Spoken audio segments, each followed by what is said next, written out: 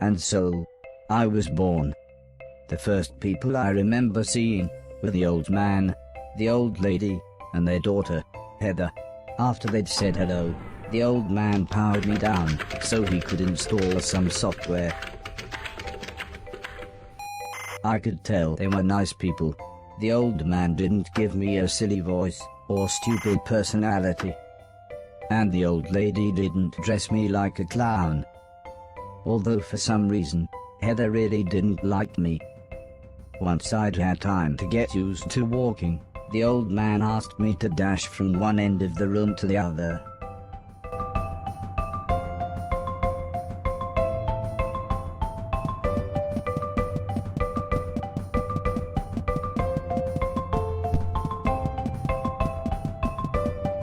Next, the old man spent a couple of hours building some wooden platforms. He said he wanted me to jump up them, but I must admit, I was scared. It wasn't until I saw Heather and her mother happily climbing up them that I decided it might be okay.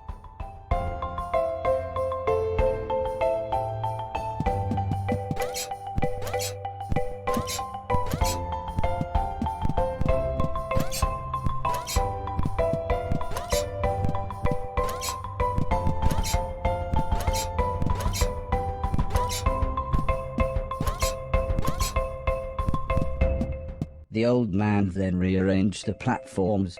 He told me to try to reach the other end of the room without touching the floor. Heather said the floor's made of lava. But when I smiled at her, she just frowned and looked away. The old lady arranged some pillows and blankets. She said it was in case I fell, but I think she just wanted it to look more like lava.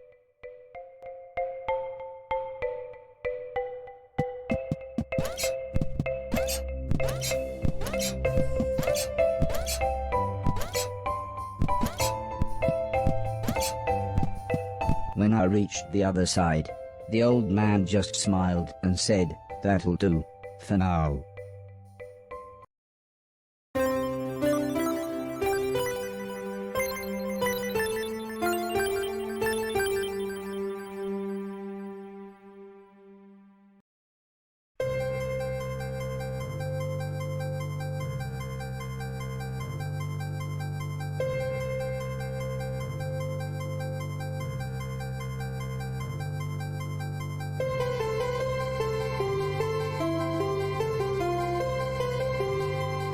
couple of days after those first lessons, the family had a big meal, and I was introduced to everyone else. The professor was the old man's brother. He was very quiet, and always seemed to just kind of stare at me. He had lived with the old man for 5 years. The house was so huge they barely saw each other. He preferred instead to stay in his room, leaving everything up to his butler, Mr. Deck, as he insisted everyone call him, although the professor always called him Anton. For a while, he called me the yellow bastard, but the old man made him stop, as he thought it sounded racist. Mr. Silton was the old man's driver. Before he worked here, he'd gotten in with some bad people and was the driver in a post office robbery, although it all went wrong for some reason. Mr. Silton showed me a video of his band. I'm sure some people must like it, but I just found it terrifying. Then there was Alice. She was the cook. She was a nice old lady. When she was younger, she had been a TV chef. Then, years later, she had a small part in Coronation Street. Mr. Silton said, before she worked for the old man, Alice was quite a hoarder. She kept old newspapers and bicycles, and something about a poo in a shoebox. The next morning, the old man gathered everyone together to show them what I was capable of. "What else does he do?" asked Mr. Silton. The old man smiled. "He can help around the house." "Could he help me with my newspaper collecting?" asked Alice. "I'm not sure that's a good idea," said the old lady, "but he can do all sorts of jobs." "Yeah," said Mr. Silton, "shove a stick up his ass and he can do Deck's job." Now, said the old man, "we have company," pointing to some important-looking people. Two large men, both called Gary, set up what the old man referred to as lasers. He said again, I should try to get from one end of the room to the other, but I shouldn't be worried, as I had a special chip which meant no matter how damaged I was, I couldn't die. He said it was like infinite lives in a video game. But when he realized I didn't understand, he said he would explain another time.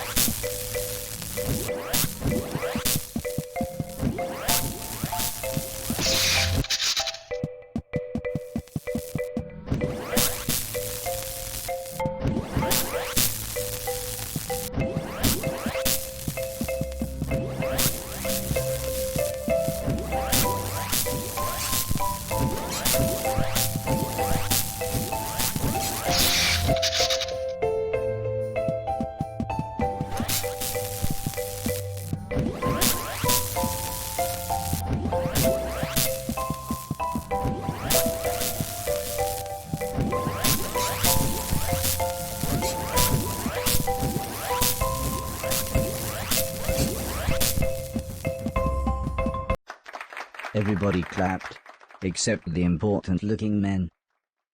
"Not exactly a cold, calculated killer, is it?" said the man in black. The man in grey laughed. "What kind of artificial intelligence was that?" he asked. "Move right, unless there's something in the way." Okay, said the old man. He turned to me and whispered, "They're going to make it quite a bit tougher, but I'm sure you'll be fine."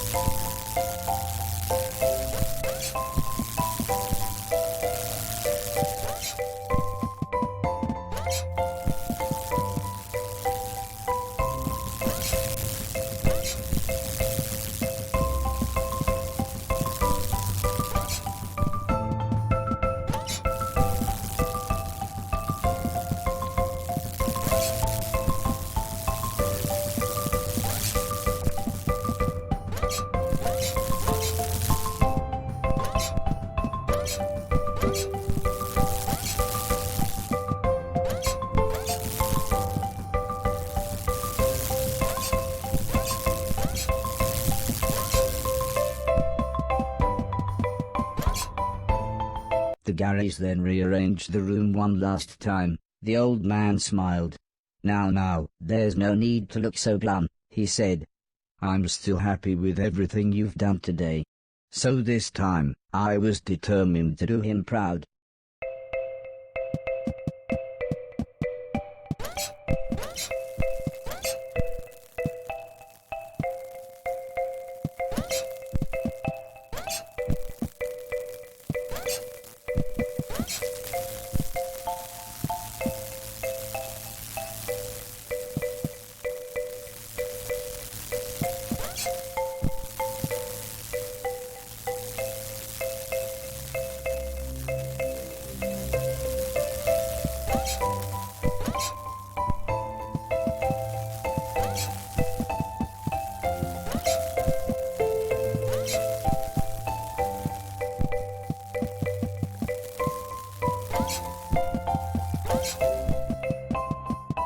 The old man's friends actually seemed quite happy when I made it through. We might have a winner after all, said the man in black. It's no Killbot 3000, but you can almost see the fire in its eyes. A couple of days later, the old lady said she had a surprise for me, my own room. She also wanted to play me some music. I wasn't sure after what Mr. Silton had shown me.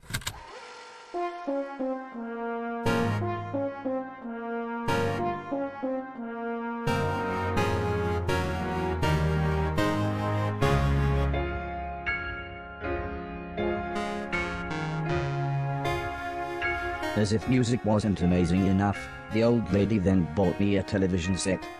I couldn't believe what I saw. I watched everything I could. Comedy, drama, horror, sci-fi. Anything anyone wanted to watch I would happily watch with them.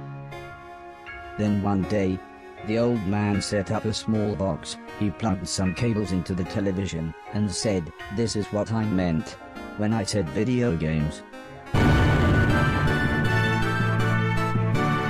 I played games at every chance I could. I took on everyone. I was unstoppable. I had enjoyed music, film, and television. But to me, video games really were the highest art form.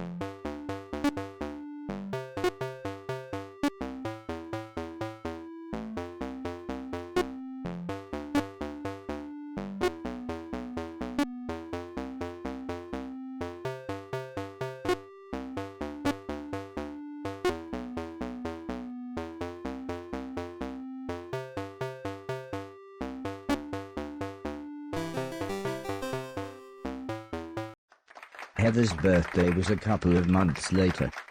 Her mum and dad had bought her a camera and arranged a day out by the sea so that Heather could take some photos, although I really don't think she wanted any pictures of me. When the old man asked the professor if he wanted to go, he frowned and said, "I can't believe you want to spend time with that thing, it could destroy the world." I wasn't sure what he meant, but the old man just smiled and said, "That's what you said about the Game Boy. Anton, how about you?" "I don't think so," said Mr. Deck. "The last time I got in that car, Barry crashed us into a branch of Woolworths. I never would have gone into Woolworths of my own accord." The old man explained that the car was old and the brakes had failed, but Mr. Deck was having none of it. So Mr. Silton drove and Alice came along for the fresh air.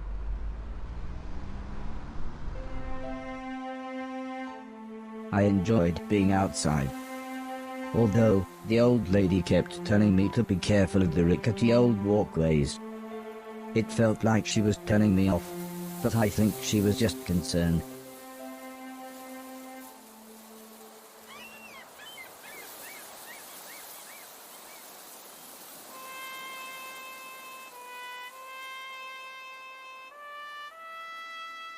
As the old man and I stood on the cliff tops, I could see something in the distance. I wasn't sure what it was, so I asked the old man. He said it was a battleship that had sunk in the 1940s. But he looked so sad when he spoke about war.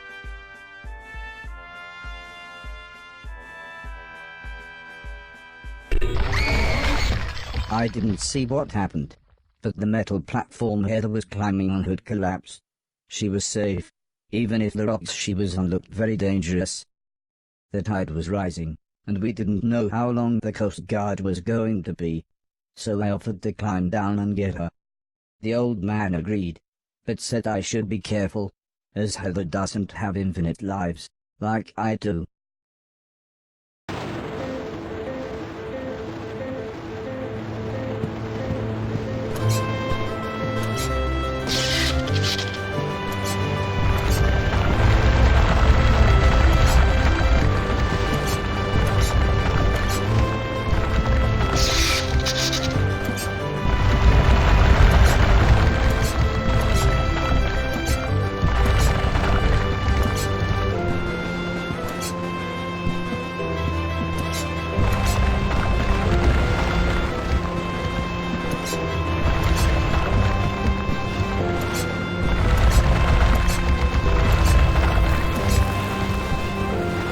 Heather was unconscious, and her leg was broken, so I picked her up as gently as I could. I decided it would be best if I didn't run the rest of the way.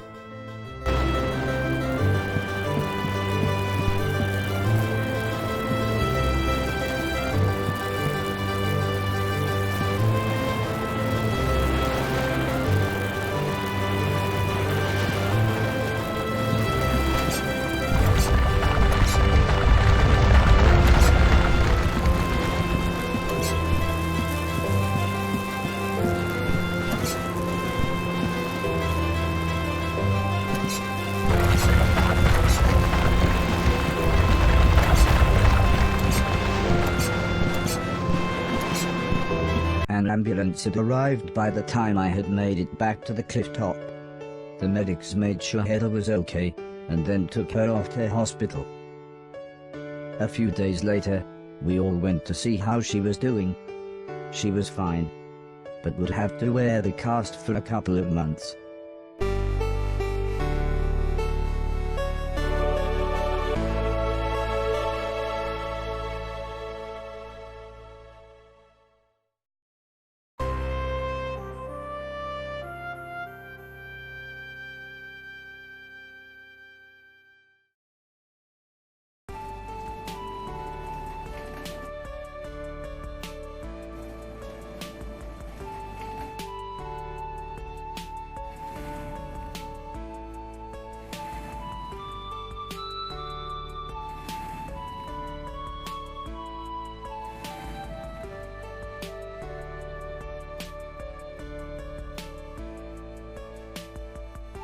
Once Heather got to know me, we became good friends. We enjoyed the same films and TV. She was also annoyingly good at some of my favorite games. After a while, she became very interested in how I worked. Soon she knew as much about me as the old man did, if not more.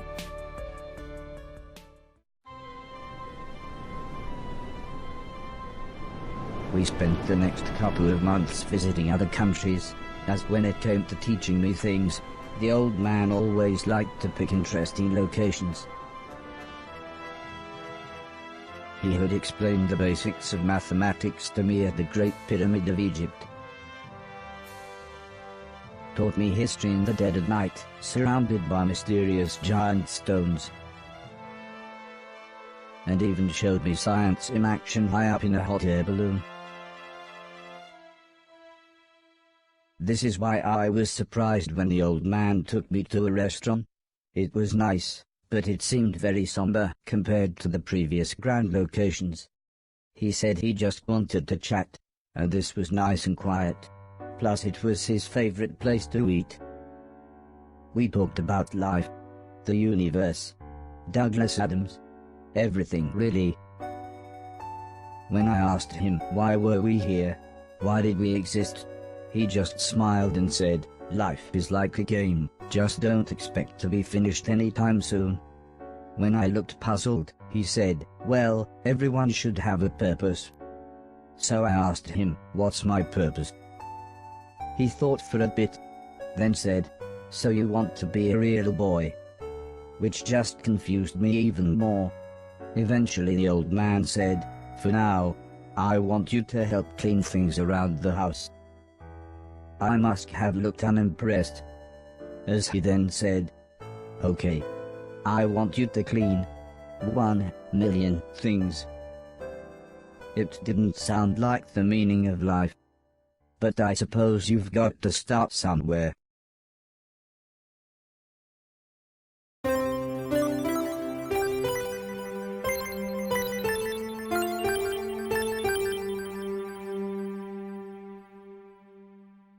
The next day, the old man said he wanted to install some more software, so he powered me down.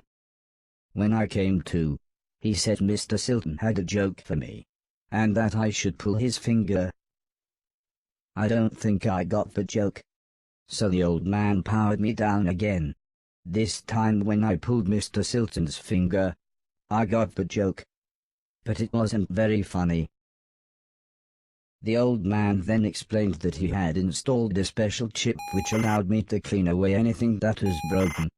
He said it also tells me how many things are nearby, and how many smaller things are in a bigger thing. It all sounded very complicated, but he said all I really had to do was pause, and it would bring up all the information I needed. He then said he wanted me to find and clean all of the items in the room.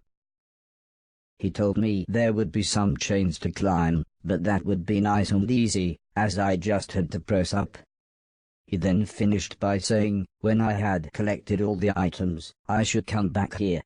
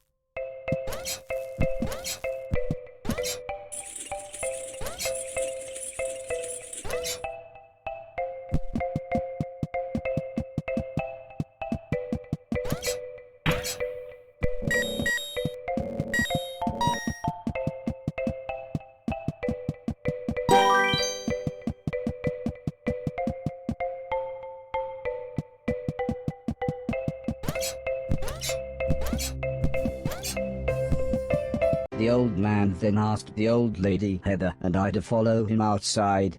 I was happy too, as it was a lovely hot day. The old man said he was worried that Alice had been hoarding again.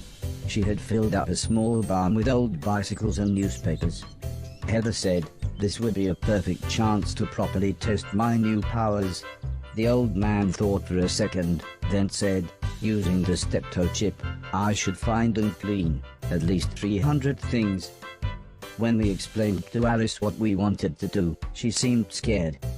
But after the old lady kindly explained that, well, the barn was starting to smell, she said it would be okay.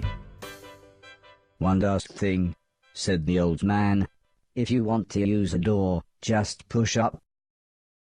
When I was about to enter the old barn, Mr. Silton said he had seen some mushrooms growing inside. He asked me to give him any that I found. He then winked, but I wasn't sure why.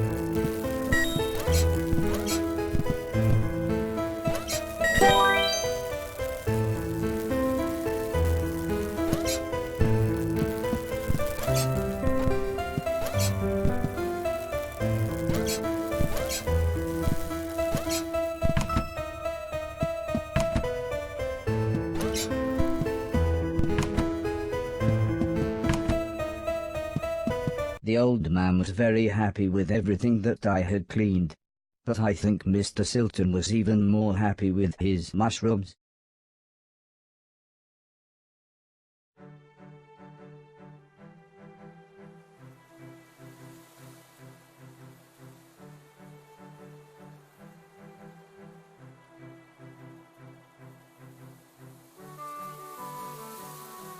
It wasn't the days getting shorter, or the evenings getting colder. It was the falling leaves that really made me feel sad.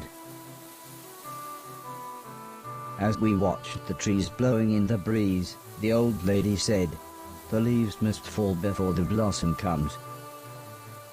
She had already explained the seasons to me, so for once, I actually understood. But it didn't make me feel any better. The old lady obviously had enough of my moping, and said, "Right, next week we're going to have a party." For some reason she insisted that we were all going to wear costumes. Heather was very excited and said, "I've got some perfect ideas."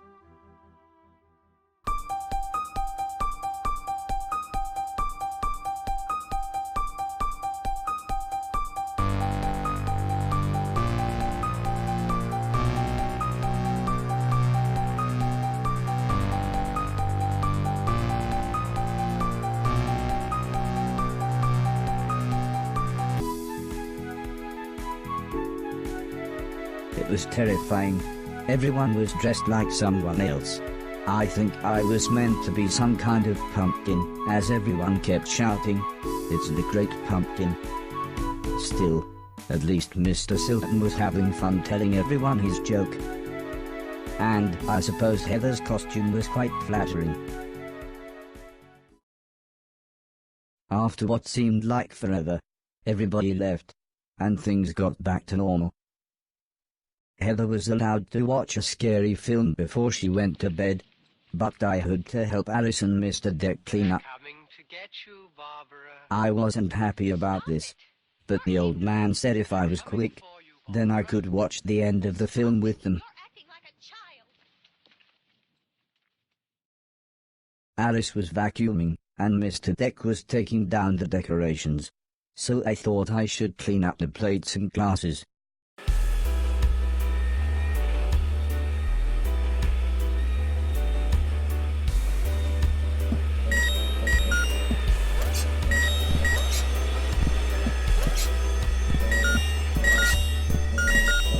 The ear-splitting sound was the fire alarm. As usual, Mr. Deck blamed Mr. Silton, saying he was probably smoking one of his jazz cigarettes. But then the professor appeared. He said that there was something burning in the kitchen. Alice looked confused, saying that she hadn't cooked anything since the morning.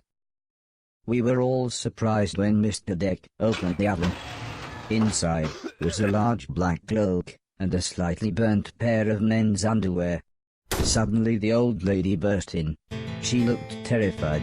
She kept shouting, "There's someone on the roof." When we went outside, it slowly became obvious that it was Mr. Silton.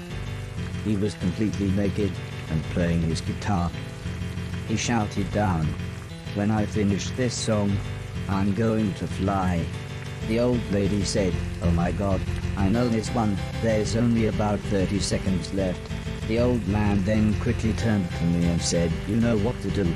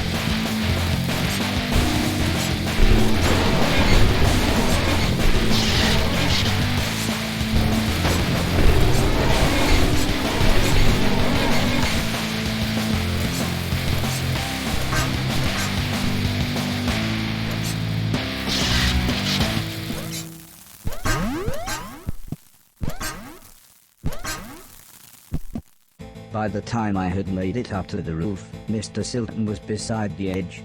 I tried to calm him down, but he was acting even more bizarre than usual.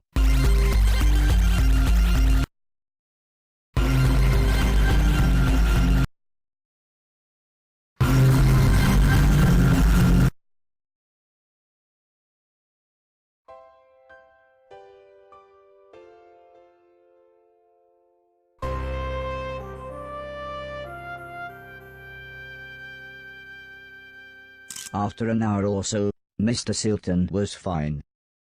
He said he had eaten some bad magic mushrooms. Part of me wondered why he hadn't doubled in size. Still, he was soon laughing and joking with the paramedics. One of them said he looked like the world's worst clown. I don't think Mr. Silton liked that, so he told his own joke.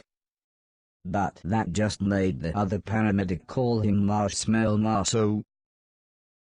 I don't think he liked that either, but at least he was still in one piece.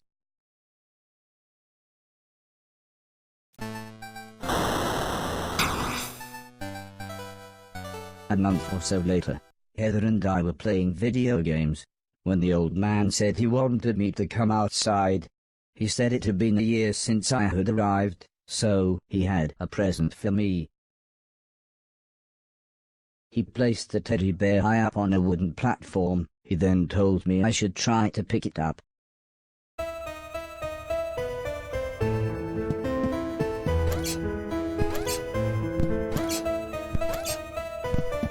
Try as I might, I couldn't reach the teddy bear. However, I still don't understand what happened next.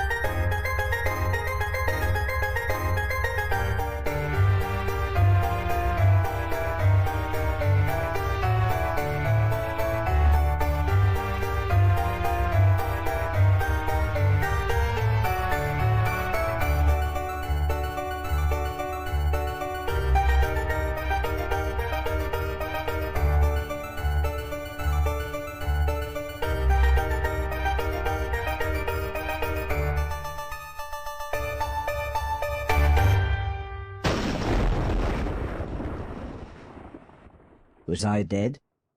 Was this heaven? It sort of looked like the basement bathroom.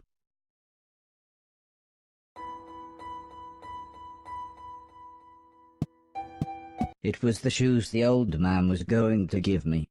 I thought I might as well put them on. They were just the right size. The old man's hat fit me pretty good as well. I'm sure he wouldn't mind if I wore it.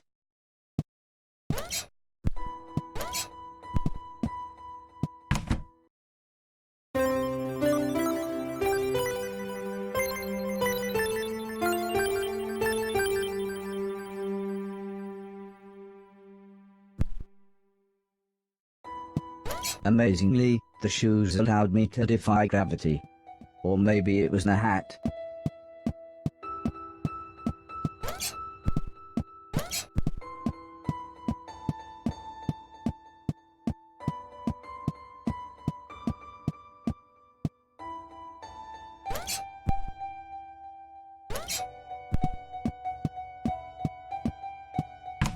Part of the basement was flooded, and the stairs had collapsed.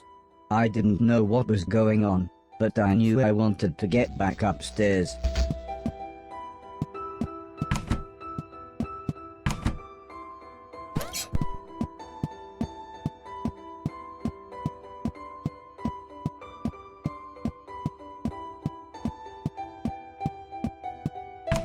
I had to be careful. The electricity was going haywire in some places.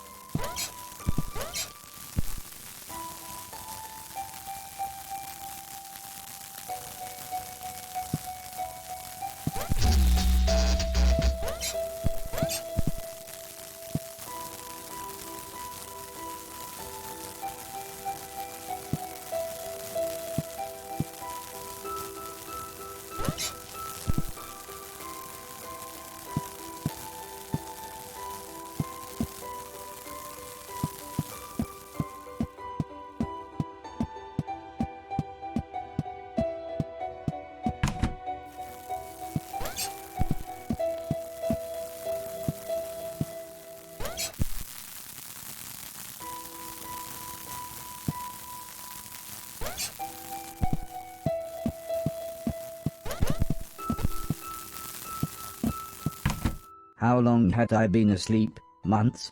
Years? I was so confused. Where had everybody gone?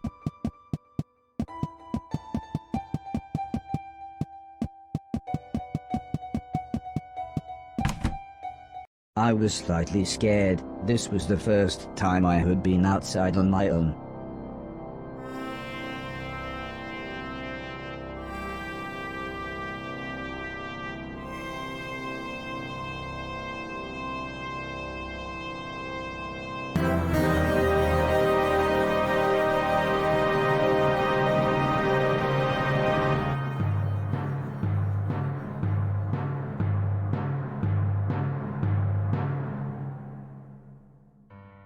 I knew what I had to do. This had to be my purpose. I would clean a million things, so I could become a real boy. Whatever that meant.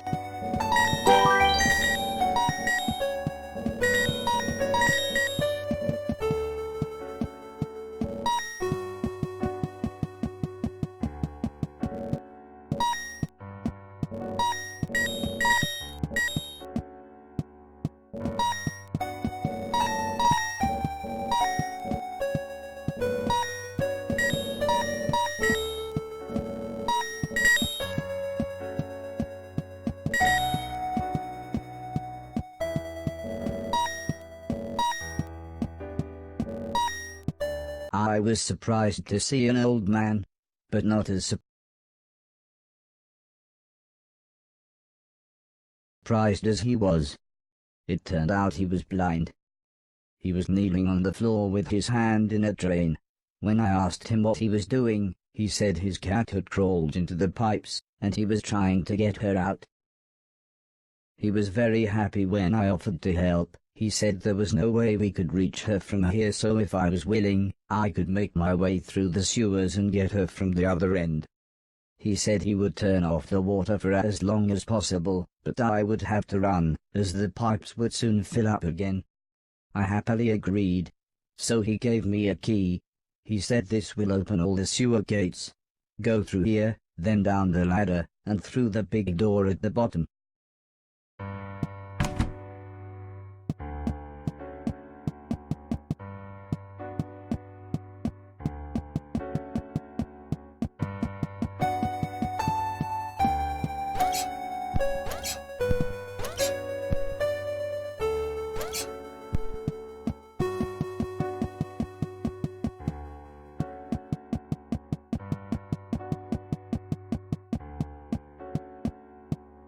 I better run.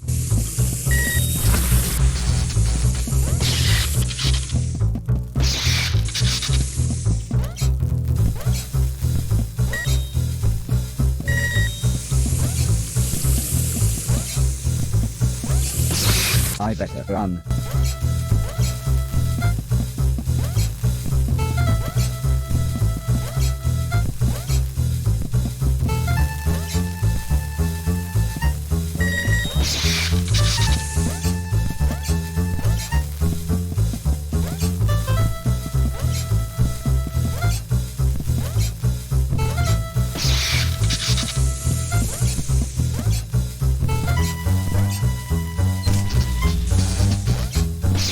I better run.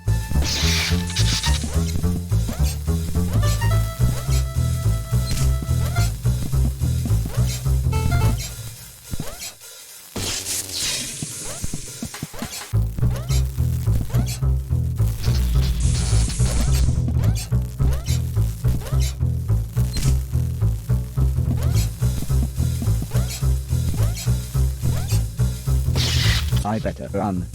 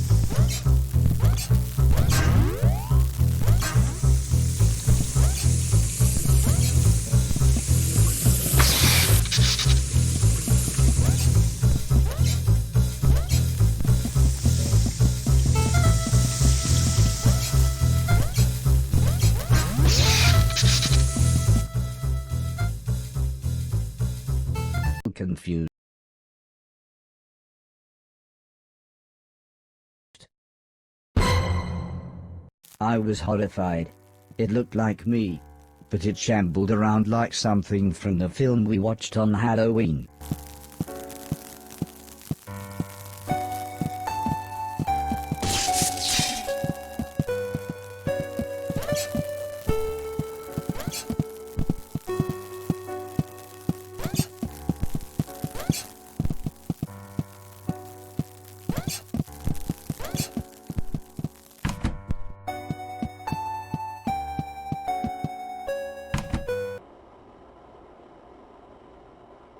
The man was happy to have his cat back. He looked so content with her sat on his lap. I told him about the thing I saw, but he just laughed and said, "Those bastard robots, they're always getting up through the pipes. Don't worry though, it'll never get through the big doors. If I had my way, we'd have blown up the lot of them when we had the chance."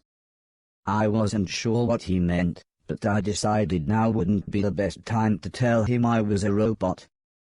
The man laughed and said, "Don't worry, I know who you are," and told me that he knew the old man.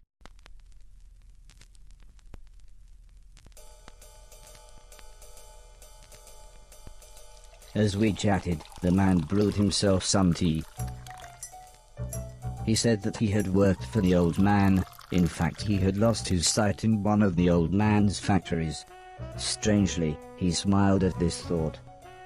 "He always did me right," he said. "When I had my accident, the old man said he would look after me. And he did. He always made sure I had enough money, and he let me move into this old pumping station on his land. Which reminds me, I have something here for you." He rummaged around behind a cupboard. Then he continued saying, "The old man wanted you to have this when you were old enough, but fate wouldn't allow it." He passed me a large box. It was empty. I thought about pretending to be excited, but the man said, "Wait a minute, it's empty, isn't it?" He slumped back in his chair. "I was robbed a few months ago," he said, almost in a whisper. "It's strange, they took practically anything metal but left loads of food and a brand new saxophone." The man looked sad, so I thought I would try to change the subject. I told him about my quest to clean a million things. This at least made him smile. He said I was welcome to go back through the pipes anytime I wanted, as there were loads of old things in there that could be cleaned away.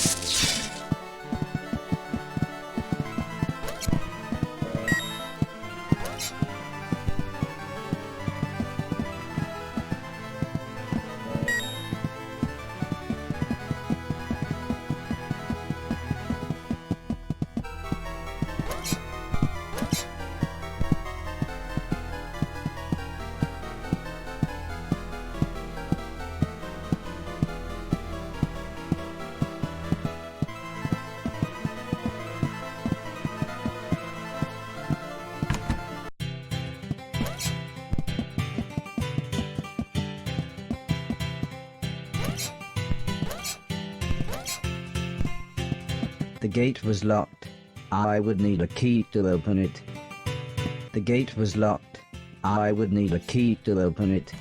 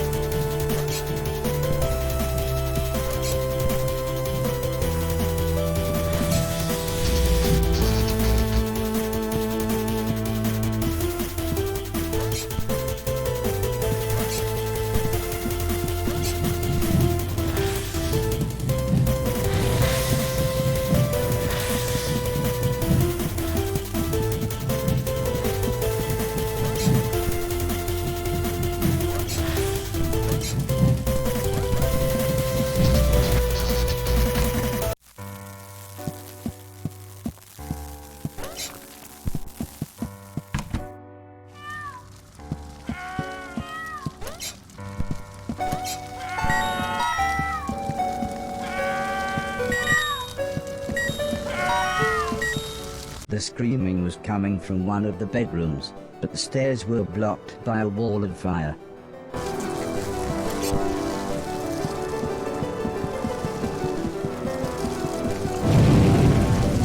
I couldn't leave, not while people were in trouble.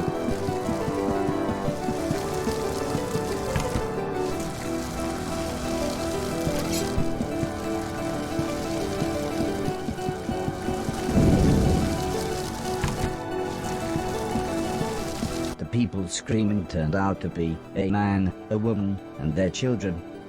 They were confused and terrified. At first the man looked like he was ready to fight me, but after I convinced them that I was there to help, he calmed down. There was no way I could carry them all at once, so the children went first.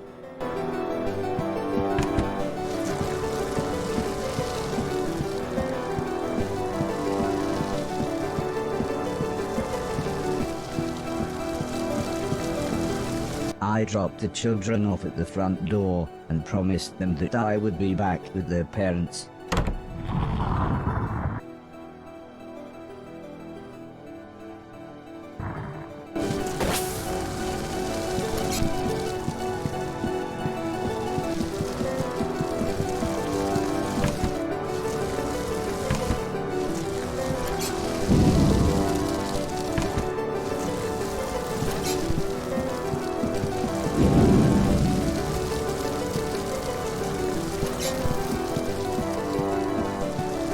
The fire was getting much worse, so the woman went next.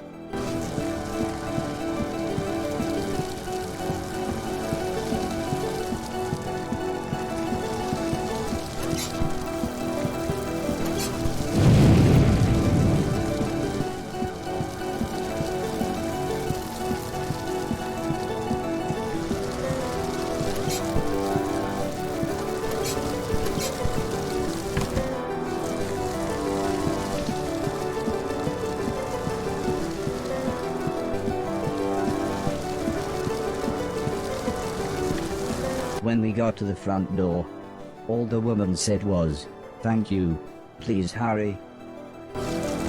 I couldn't leave, not while people were in trouble.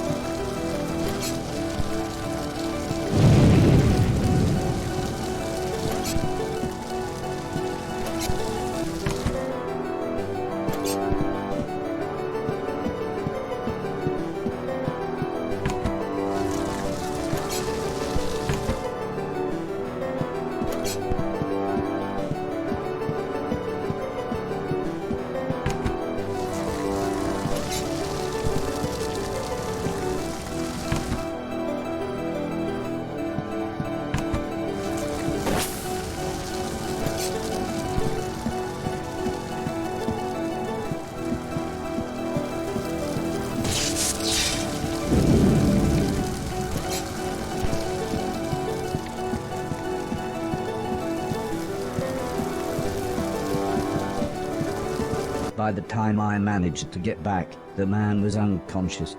I had to pick him up quickly, as I could tell the house was going to collapse at any moment.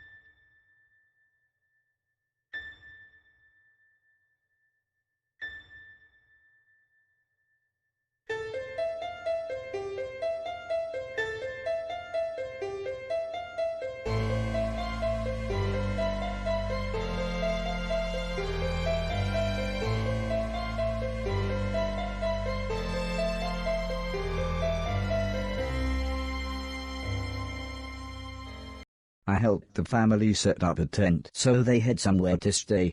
The kids were excited as they got to camp outside, but I think they knew they had just lost their home. When I mentioned my quest to clean a million things, the man said I should look through the rubble of the house, as they had no use for it.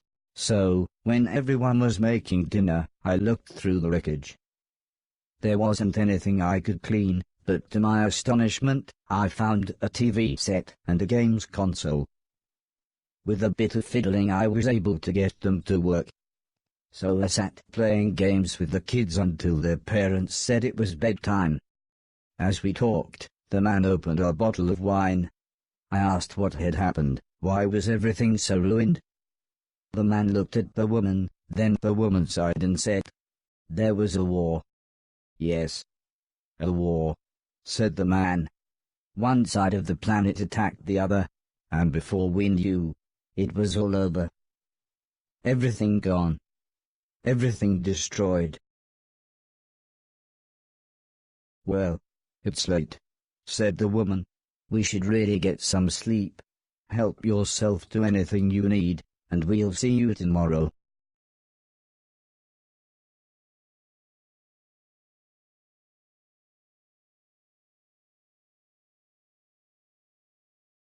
In the morning, I asked the man if he knew what had caused the fire that had destroyed their house. The man smiled. "Crap old house, bad wiring, constant electrical surges from the unreliable power plant, take your pick." He said, "If we had the money, we'd move to the mainland. But we can barely feed ourselves, let alone buy a new house, so for now we're left here with the rest of the scum." But he did say I should head to the mainland, as there would be plenty there for me to clean, and a better quality of rubbish. The man said, "Before the war, my lovely wife used to be a fisherman." "Fisherwoman? Fishing person?"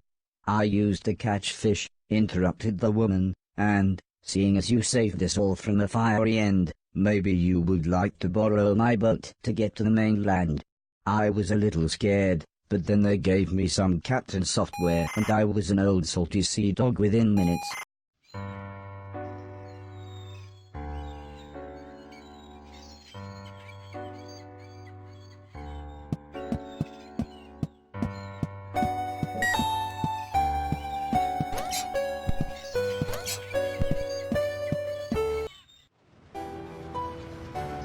I took the fisherman's boat to the mainland.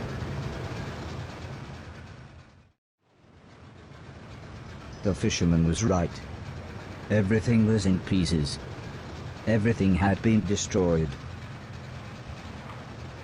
I docked the boat in some ruins. They must have once been a town.